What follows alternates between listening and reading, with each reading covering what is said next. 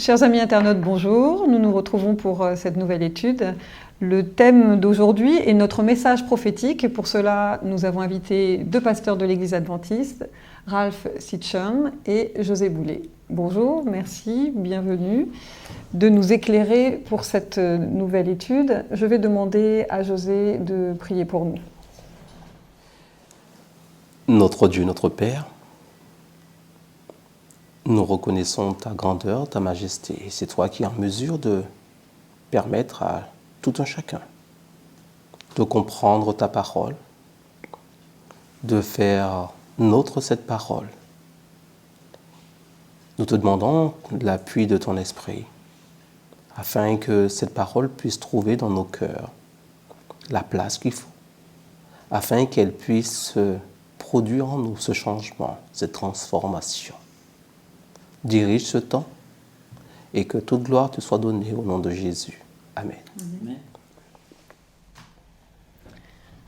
La Bible nous dit que Dieu ne fait rien sans avertir ses enfants, son peuple, par l'intermédiaire de ses serviteurs, les prophètes. Le message prophétique. Le message prophétique, c'est un message pour nous, peuple adventistes, mais c'est aussi un message que nous devons partager avec tous ceux qui sont autour de nous. La Bible nous donne plusieurs exemples de désappointement, mais en particulier celui que nous allons étudier aujourd'hui, c'est le désappointement que nous trouvons dans Apocalypse 10. Et je vous invite à prendre le texte d'Apocalypse.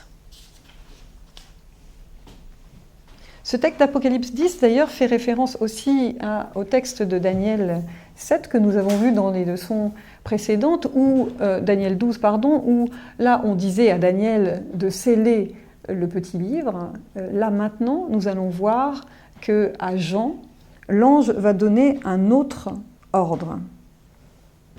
Apocalypse chapitre 10, verset 8. La voix que j'avais entendue du ciel me parla de nouveau et me dit : Va. Prends le petit livre ouvert dans la main de l'ange qui se tient debout sur la mer et sur la terre. J'allai donc vers l'ange et lui demandai de me donner le petit livre. Il me dit : Prends-le et avale-le.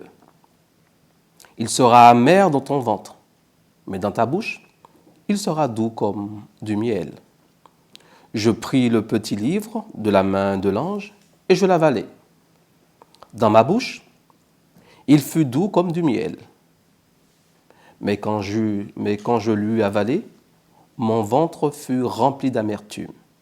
Puis on me dit : Il faut que tu prophétises de nouveau sur un grand nombre de peuples, de nations, de langues et de rois. Voilà donc un livre qui, dans Daniel 12, au verset 4, était... La parole de Dieu nous dit : Toi, Daniel, tiens secrète ces paroles et scelle le livre, parce qu'il sera décellé à la fin des temps. Voilà donc maintenant l'ordre de Dieu d'ouvrir ce livre. Mais qu'est-ce que contient ce livre et pour quelle raison le livre est ouvert à ce moment-là ? C'est toujours pour cette même notion de jugement. Parce que l'Apocalypse, le jugement, la justification, et puis il y a la bête, on revoit l'image de la bête, ainsi de suite. C'est toujours cette notion de jugement et justice de Dieu. La prophétie, c'est annoncer d'avance ce qui va arriver. Et c'est l'histoire prédit, en somme, à l'avance, non pas dans un certain fatalisme, mais il y a le déroulement, Dieu finalise l'histoire. Alors, ce que Daniel n'avait pas pu comprendre en totalité, Jean va le comprendre. Et on voit là que finalement, ce qu'il comprend a d'abord un goût doux, sucré dans sa bouche, mais ensuite un goût amer dans ses entrailles. Qu'est-ce que ce désappointement, qu'est-ce que ce phénomène exprime pour nous ? Si nous prenons l'Apocalypse 14, les versets 6 et 7, où on nous parle, on ne va pas lire, mais on nous parle de l'ange qui volait au milieu, un autre qui volait au milieu du ciel. Il avait une bonne nouvelle éternelle, donc nous sommes dans la bonne nouvelle dans l'Évangile, qui annonce aux habitants de la terre, donnez-lui gloire, car l'heure de son jugement est venue. Donc le terme, il y a 3 mots grecs pour parler du jugement, et le mot ici utilisé, c'est kairos, non pas chronos, c'est le temps de Dieu dans le temps de l'homme. Et ce petit livre introduit le temps de Dieu dans le temps de l'homme. Son salut. Lorsque nous avions parlé de Daniel chapitre 7, on avait vu pendant l'histoire, pendant un temps où le peuple de Dieu est en déportation, alors que cette petite corne agit, commence un jugement. Commence le jugement dans Daniel chapitre 7. Et là, dans cette partie, on parle du petit livre toujours, donc on parle toujours de jugement, mais on voit en plus un contexte. On voit qu'il y a quelque chose, un événement qui paraît doux, mais qui finalement est quelque chose d'amer. Et lorsqu'on regarde l'histoire de l'Église adventiste, on peut dire qu'on se réfère aussi à ce passage pour comprendre aussi que nous sommes une Église prophétique dans le sens où notre histoire montre bien que l'Église a débuté justement après un moment qui avait cette joie, les Millérites, où on annonçait la venue du Christ en 1844. Et après cela, donc il y a eu cette déception, parce que tout le monde est dans cette mouvance, dans cette atmosphère de « enfin, le Christ est là », et qu'il ne vient pas. Donc une déception. Et c'est vrai que c'est à partir de ce moment-là aussi que l'Église adventiste prend naissance, avec toujours une mission prophétique d'annoncer encore. Comme on voit dans ce passage encore, il dit encore au verset 11, il me dit, il faut que tu prophétises de nouveau sur un grand nombre de peuples, de nations, de langues et de rois. C'est-à-dire que la mission n'est pas finie. La mission n'est pas finie. On a l'impression que ça s'est passé en Amérique, dans un petit État, dans un coin, que c'est seulement... Mais ce mouvement de l'attente et puis de cette prédication du retour du Christ était mondial. On a dans l'histoire, nous, quand on nous parle de cette déception, on parle de William Miller et quelques personnes qui gravitaient autour du disciple de William Miller, en l'occurrence les adventistes en devenir. Mais il n'y a pas que William Miller. Nous avons aussi Joseph Wolf, Edward Irwin en Europe, en Afrique, en Égypte, en Afghanistan, en Suède, ainsi de suite. C'était mondial, ce n'était pas seulement dans un petit coin aux USA.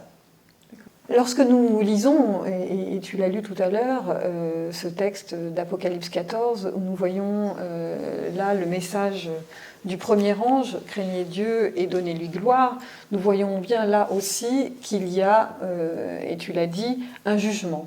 Ce jugement, est-ce que c'est le même jugement que Daniel 7 ? Daniel 7, 22. Daniel 7, 22, on voit à la fin que la postérité est donnée au peuple de Dieu. Au peuple de Dieu. Et ici, on parle plus je dirais, c'est la continuité de ce jugement. C'est la continuité de ce jugement. Parce que il y a un temps où un message doit être donné aux habitants pour être prêts pour ce jugement qui a lieu. Donc c'est un temps où, c'est pour ça que je dirais que c'est la continuité dans le sens où chaque habitant de la terre doit prendre conscience que dans le ciel, il y a quelque chose qui se passe. Et que chacun est amené à prendre position par rapport à cette annonce qui est une bonne nouvelle, qui doit être une bonne nouvelle pour l'ensemble du monde. Mais est-ce que craigner Dieu et donner lui gloire, c'est compréhensible par le commun des mortels, ou est-ce que c'est un message qui est adressé à une église particulière? Pour revenir à ta question concernant si c'est le jugement ou la suite du jugement, le texte dit quand son jugement est venu, pas viendra. Donc c'est l'aoriste en grec, le passé, donc c'est pour montrer, en anglais on montre bien la différence, came, not come. Hein? Donc c'est venu, et puis maintenant nous sommes dans le prolongement. Nous sommes en plein dans ce jugement qui a commencé déjà, et maintenant vient l'avertissement.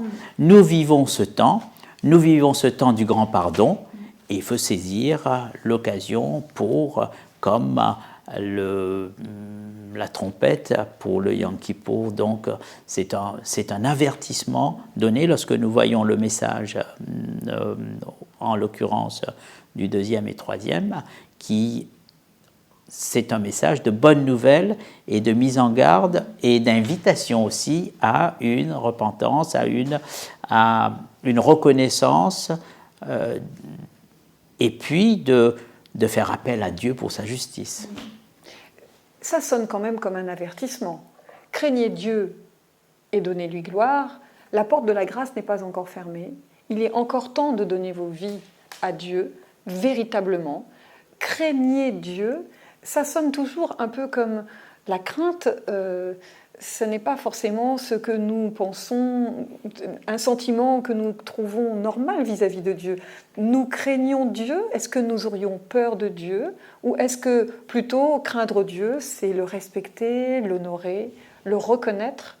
Je dirais que lorsqu'on parle de craigner Dieu, c'est parce que dans la sphère, dans le contexte où on est, l'identité même de Dieu est méconnue, si bien qu'on lui apprête soit des intentions ou des objectifs qui n'est pas du tout de Dieu. Et c'est pour ça qu'il y a un peuple qui est là, et des gens qui sont là pour dire, voilà la véritable identité de Dieu.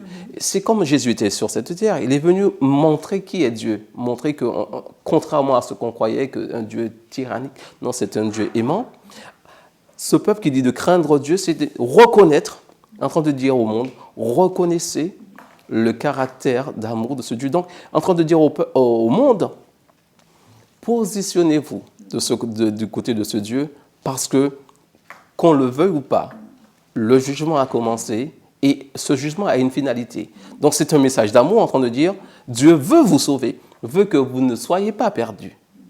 C'est un chant de délivrance, un chant d'espérance et de reconnaissance, et puis de cohérence aussi. Ce Dieu qui m'a sauvé, il y a eu si ça a été gratuit pour moi, mais il y a eu le sacrifice, il y a eu un don de Dieu, il y a eu, en somme, souffrance, et sans rentrer dans une théologie doloriste, ça a coûté. Il a laissé le ciel pour venir.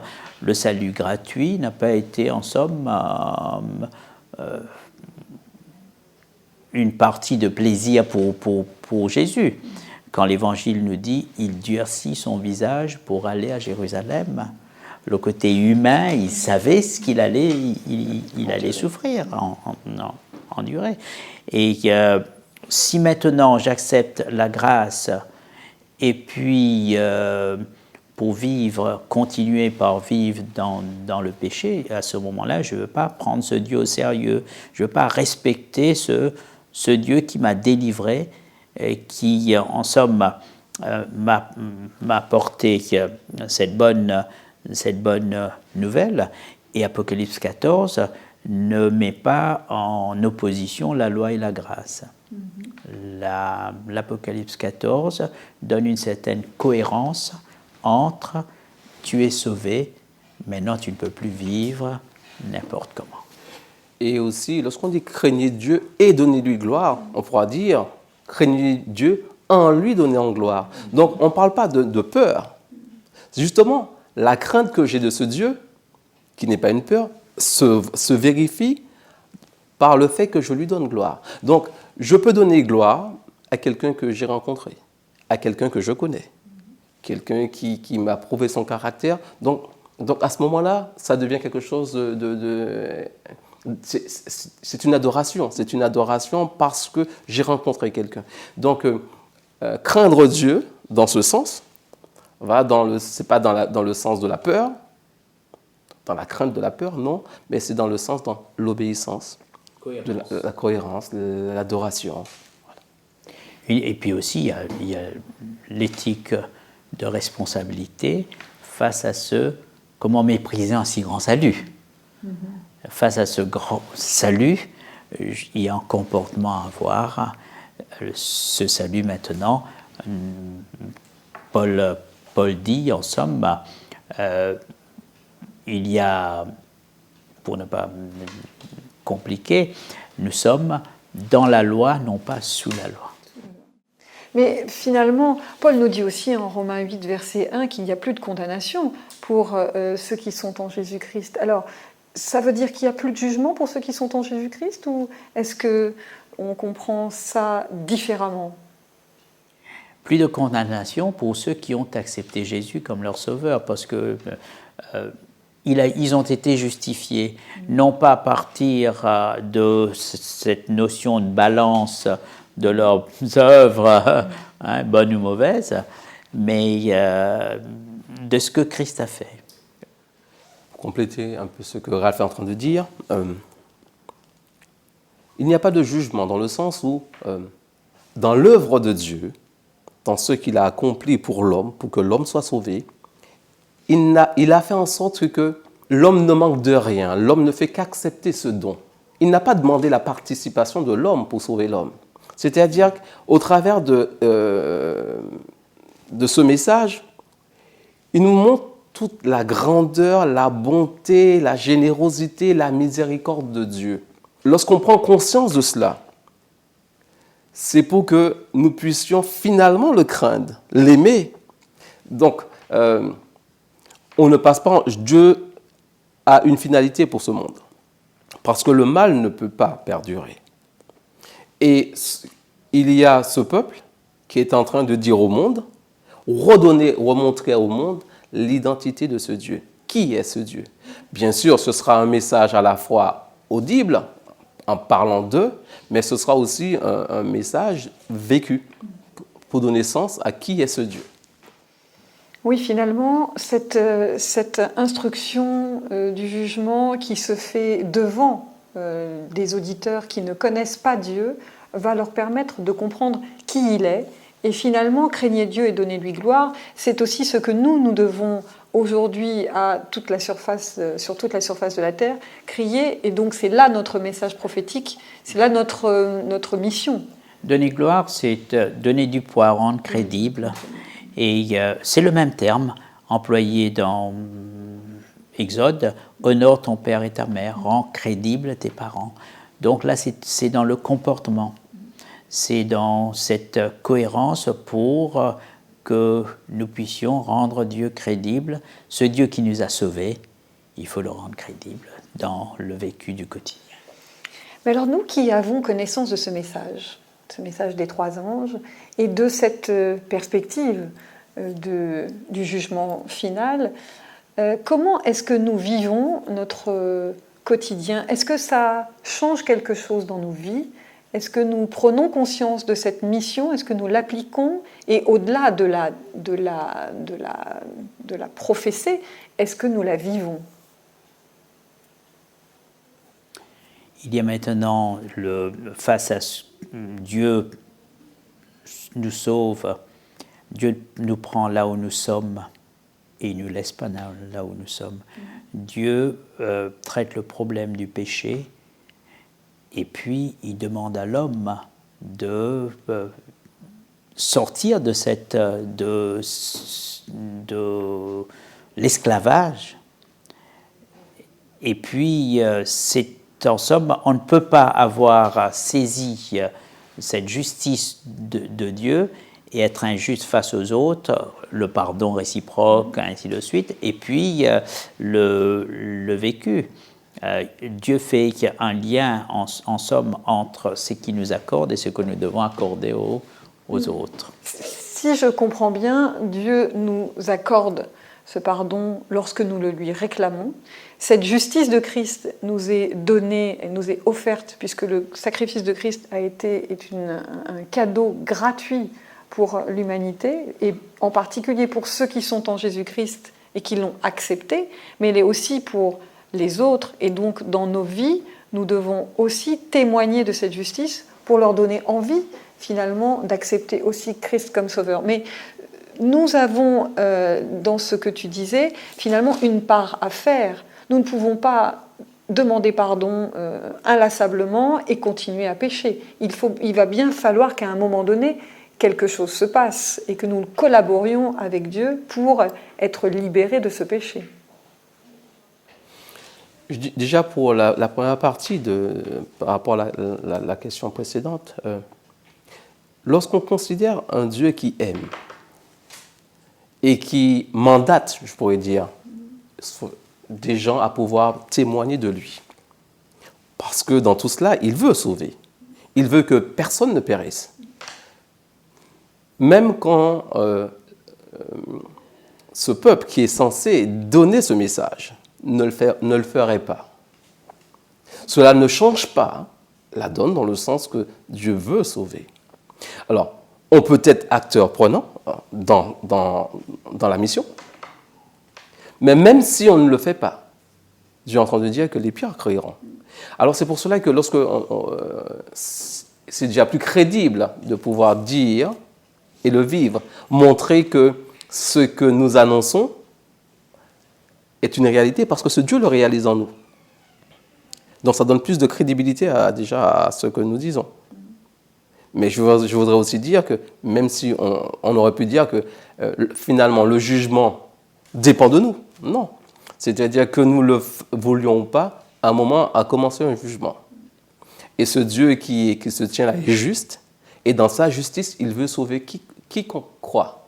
Donc il nous invite aussi à l'annoncer, à remontrer à ce monde, à ce monde sa vraie identité. Parce que généralement, lorsque quelque chose ne va pas, on accuse souvent Dieu.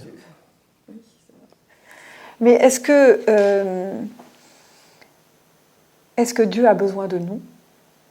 Est-ce que finalement, dans ce que tu dis, si nous nous n'accomplissions pas cette œuvre, cette mission de dire qui il est, ou en tout cas de témoigner qui il est, les pierres crieront. Donc finalement, nous sommes des serviteurs inutiles. Oui et non, parce qu'il compte sur nous. On est des serviteurs inutiles, c'est vrai, Non, mais il faut être serviteur. n'empêche que la grâce de Dieu, lorsqu'on parle vis-à-vis du monde qui nous entoure, on peut dire, bon, peu importe, Dieu aura le dernier mot, mais la crédibilité de Dieu aussi est en jeu par rapport aux autres mondes, par l'aspect cosmique. C'est-à-dire que le salut qu'il nous apporte fait quelque chose en nous, transforme, change, montrant que sa puissance n'est pas simplement quelque chose d'anodine, c'est quelque chose qui transforme. Il transforme, montrant que ce qu'il dit est vrai. Donc on parle de grâce. La grâce produit des fruits. La grâce produit des fruits. Mais moi, j'ai envie de vous dire, depuis 1844, on sait que Jésus est rentré dans le lieu très saint. Jésus efface dans nos livres de vie les péchés, mais il ne va pas effacer inlassablement. À un moment donné, ça va bien s'arrêter. Comment est-ce que je peux vivre aujourd'hui, en 2013, et peut-être avoir encore des actions qui ne sont pas conformes? Je vais inlassablement demander à Jésus d'effacer mon péché. Je crois que tout à l'heure, tu as laissé entendre qu'on doit collaborer. Il y a une action qui a été faite, il nous a donné sa justice, il est mort pour nous à la croix. Mais aujourd'hui, comment je vis cette justice? C'est comme si on m'avait donné un vêtement blanc que je souille tous les jours. Donc, comment vivre aujourd'hui? Je ne dis pas que je suis capable de vivre sans péché, mais cette collaboration dont tu parlais tout à l'heure, qu'est-ce que ça veut dire? Il va bien falloir qu'à un moment donné, ça change. Justifier mes pécheurs, mais pas impie. Il y a une différence entre le pécheur et l'impie. Le pécheur tombe 7 fois et 7 fois il se il serait l'impie, c'est celui qui justifie son mal, qui, en somme, bafoue Dieu et qui a ses lois, sa justice, ainsi de suite. Apocalypse 14, 12, c'est ici la persévérance des saints. Donc, il y a eu la grâce, qui, là maintenant, en plein message de grâce, il y a ceux qui gardent les commandements de Dieu et qui a la foi en Jésus, la foi de Jésus. Et là, il y a le vécu. Il y a cette cohérence entre te ressembler Jésus. Celui qui m'a sauvé, je dois chercher à le ressembler. Et ça, c'est lorsqu'on met ce chant dans l'action quotidienne, il faut que ça change. Ou le texte qui dit contempler comme dans un miroir la gloire du Seigneur et être transformé mais de jour en jour en son image. En jour à son image. En son image. En somme, si nous voulons parler de cette ressemblance avec Christ, Paul nous dit que Christ a été le oui de Dieu, l'amen, le témoin fidèle et véritable. Et si nous voulons être transformés de jour en son image, nous devons être des oui de Dieu. Et quand on devient des oui de Dieu, il faut dire non quelque part. On dit non au péché.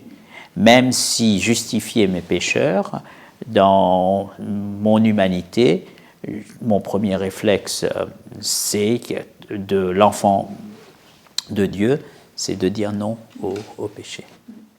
Mais en attendant que la faucille tombe, puisqu'on nous parle dans Apocalypse 14 au verset 20 de cette faucille qui va tomber et qui correspond finalement au jugement, c'est un peu comme cet ange d'Ézéchiel 9.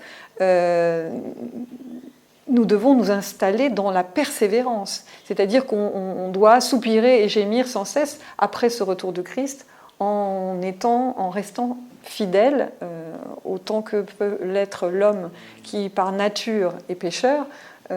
Comment tenir, comment persévérer, puisque c'est justement ce que nous demande la parole, c'est de persévérer. Tu as évoqué cette séquence de la faucille, de la moisson.